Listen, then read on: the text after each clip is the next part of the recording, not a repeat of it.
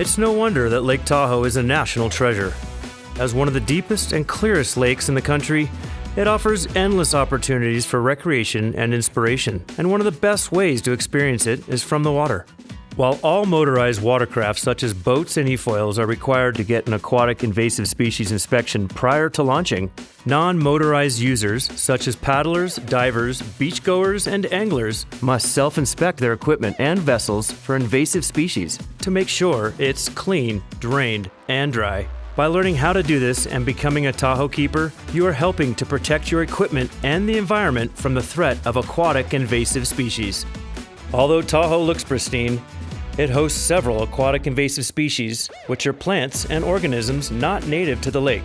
Aquatic invasive species, or AIS for short, pose a serious threat to the natural and recreational resources of the Tahoe area and beyond. Some AIS already present in Lake Tahoe, like Eurasian water milfoil and curly-leaf pondweed, produce thick mats in nearshore areas, suffocating and altering ecosystems and hindering recreation. Others, like New Zealand mud snails and Asian clams, reproduce quickly and negatively impact native fish and the environment. Once these invasive species take hold, they are nearly impossible to remove. These invaders can spread easily. They can collect in cockpits and hatches, cling to outer hulls, rudders, and paddles, and even hide out in your inflatable gear and backpacks or fishing equipment.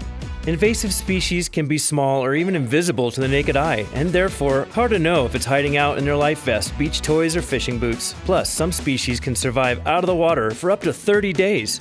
There are important steps you can take to help. To prevent the spread of aquatic invasive species, remember to clean, drain, and dry your gear each time after use. All non-motorized gear that touches water needs to follow these steps. This includes kayaks, paddleboards, inflatables, scuba gear, beach toys, and fishing gear.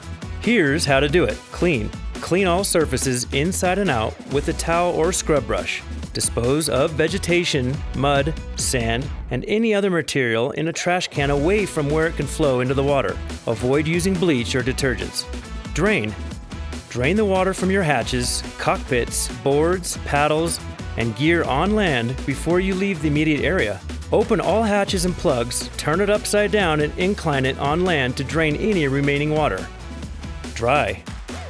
Dry all compartments or pieces of your gear, including life jackets, ropes, and toys. You may need to wipe it down with a towel before allowing the sun and wind to dry it. Your gear should be dry for at least 7 days before launching it in a different body of water or a new part of Lake Tahoe. Lake Tahoe has harmful AIS that other water bodies do not.